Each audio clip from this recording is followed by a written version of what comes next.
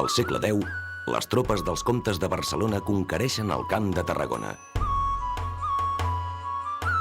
Però tota la zona queda abandonada i es converteix durant més d'un segle en una ampla frontera indefinida entre cristians i sarraïns. La Conca de Barberà es conquereix durant el segle XI.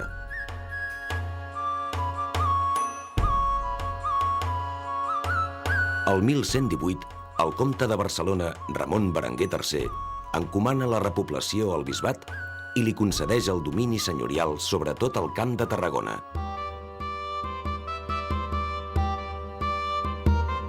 La repoblació es porta a terme amb colons procedents de les terres barcelonines i d'Osona.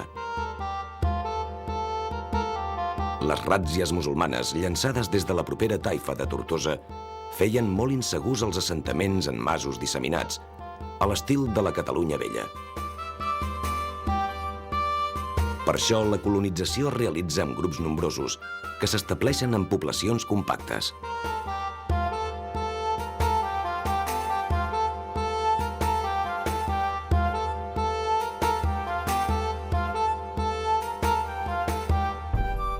Primerament s'alçava un castell, entorn del qual es formava el poble.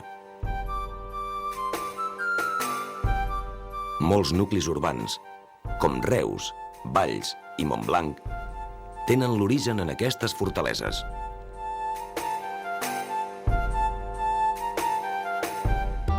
Així mateix, s'aprofitaven alguns castells construïts pels àrabs. És el cas de Tamarit.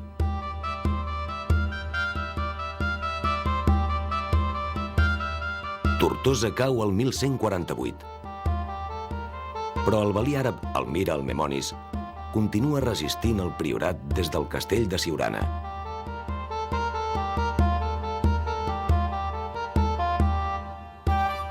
Amb la conquesta de Siurana, 6 anys després, la integritat de les comarques tarragonines passa a mans dels cristians.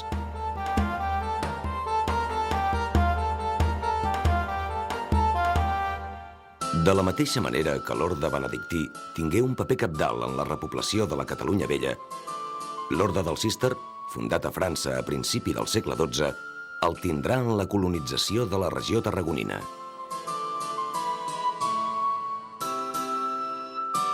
A mitjan segle XII s'estableixen a la zona dos grans monestirs cistercencs. Santa Maria de Poblet, a la Conca de Barberà, i Santes Creus, a l'Alt Camp.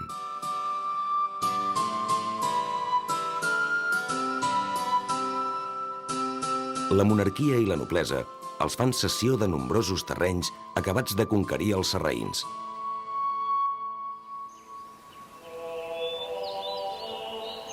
Els monestirs estan construïts segons l'estricta planificació de l'orde, en un estil auster i despullat.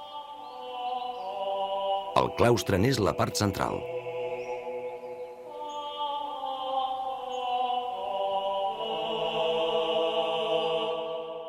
Al seu entorn es dressen els edificis principals. La capella, on els monjos s'apleguen 12 vegades al dia per pregar. El refectori, on mengen en silenci, escoltant la lectura de textos sagrats,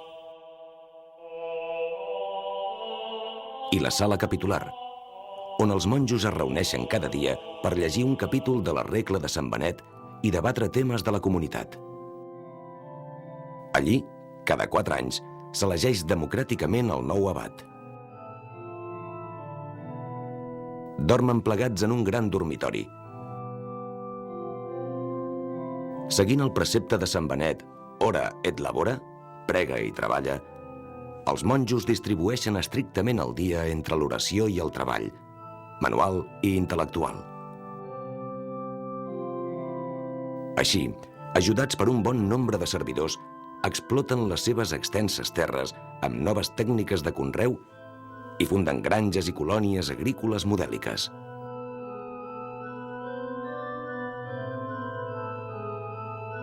En l'àmbit intel·lectual, els monjos estudien i copien en els seus escriptoris llibres sagrats i de teologia.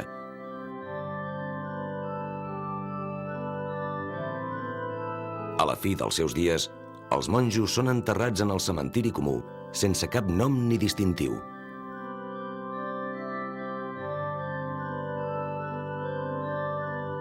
A partir del segle XIII, la monarquia esdevé protectora de Santes Creus i el rei s'hi fa construir un palau. Mostra d'aquest patronatge són les tombes reials de la capella, la de Pere el Gran i la de Jaume II i la seva esposa Blanca de Nàpols.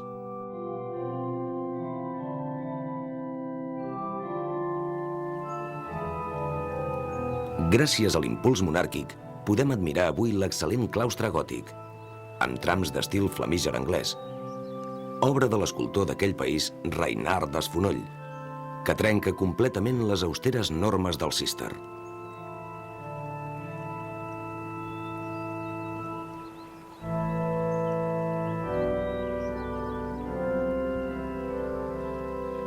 Però a finals del segle XIV, Pere III el Cerimoniós decanta el seu favor cap al monestir de Poblet, que passa a ser panteó dels reis de Catalunya a Aragó i queda des de llavors estretament lligat a la monarquia.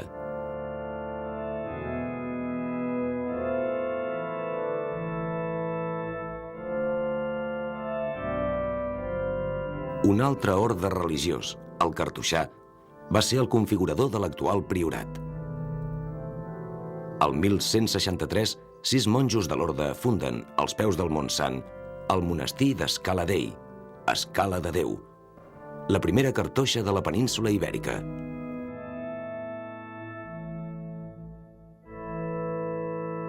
A diferència dels cistercencs, que feien vida plegats, els cartoixans vivien en casetes separades i feien vida solitària, basada en la contemplació, el silenci i la mortificació.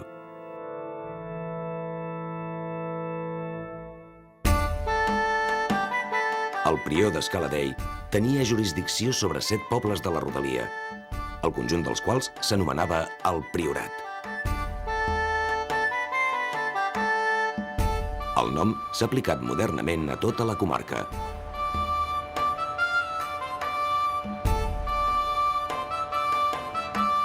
Paral·lelament, l'arquebisbat porta a terme la reconstrucció i repoblació de la ciutat de Tarragona.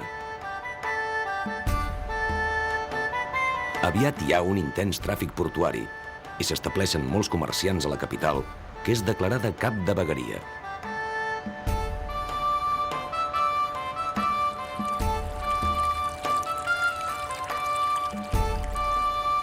El dia 17 de novembre de 1228, el poderós comerciant Pere Martell convida a sopar a casa seva el rei Jaume I i els nobles més rellevants de Catalunya. En la conversa, els explica les meravelles de l'illa de Mallorca, llavors niu de pirates sarraïns. Enlluernat, Jaume I decideix conquerir-la, segons explica en el Llibre dels Feits.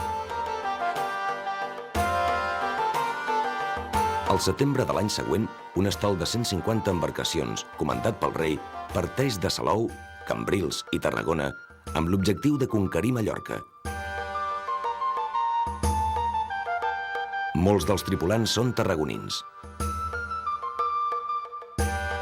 La capital de l'illa cau el 31 de desembre de 1229.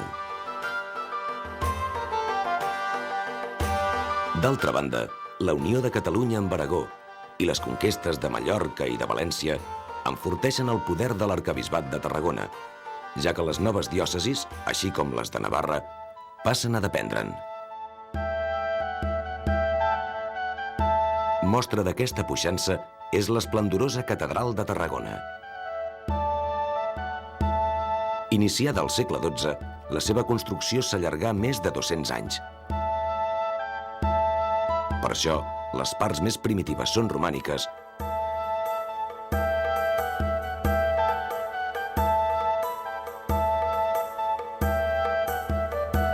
i les posteriors, gòtiques.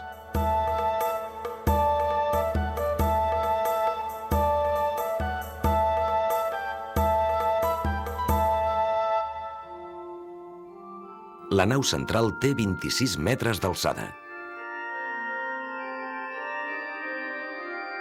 El retaule major, obra de Pere Joan, és una obra mestra del gòtic català. Està dedicat a Santa Tecla, patrona de la ciutat. També és remarcable el monumental orgue del segle XVI, amb pintures de Lluís Borrassà.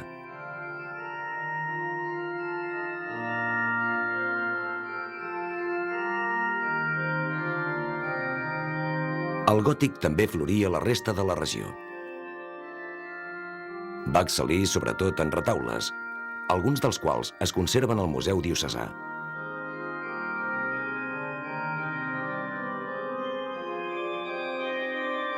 Destaca el de Sant Miquel, de l'escola de Bernat Martorell, amb escenes pintades pel mateix Martorell.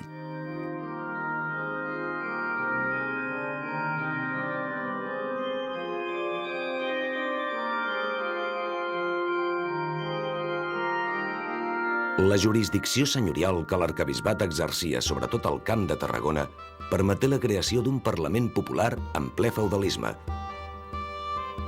la Comuna del Camp de Tarragona. S'originà a partir de diverses reunions dels síndics dels pobles, a la Selva del Camp, per debatre sobre impostos.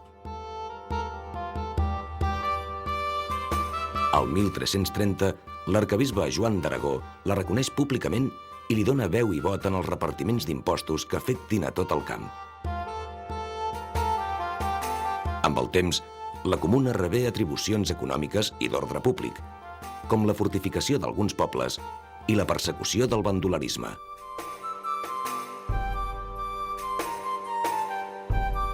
Simultàniament es desenvolupen altres ciutats de la regió. Valls i Montblanc s'especialitzen en tints i espardenyeria, amb extenses plantacions de cànem.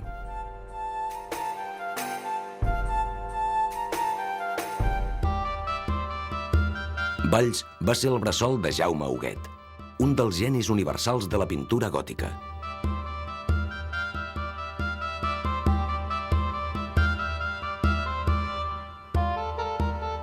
Montblanc es convertí moltes vegades en residència dels reis i s'hi celebraven sovint corts generals.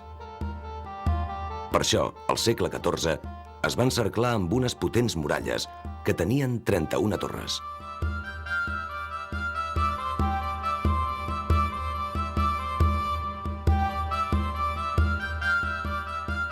L'església parroquial de Santa Maria la Major va ser projectada al segle XIV per Reinard d'Esfonoll, que en dirigí la construcció.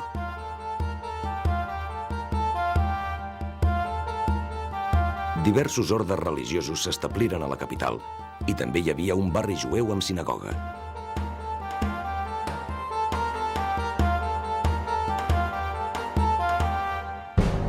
Però aviat les desgràcies es van abatre damunt tota la regió.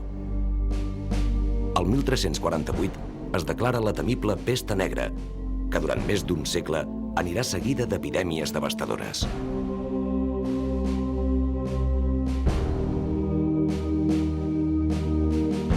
Després, les guerres civils amb Joan II acabaran de provocar la decadència de la zona, que perdrà més de la tercera part dels seus habitants.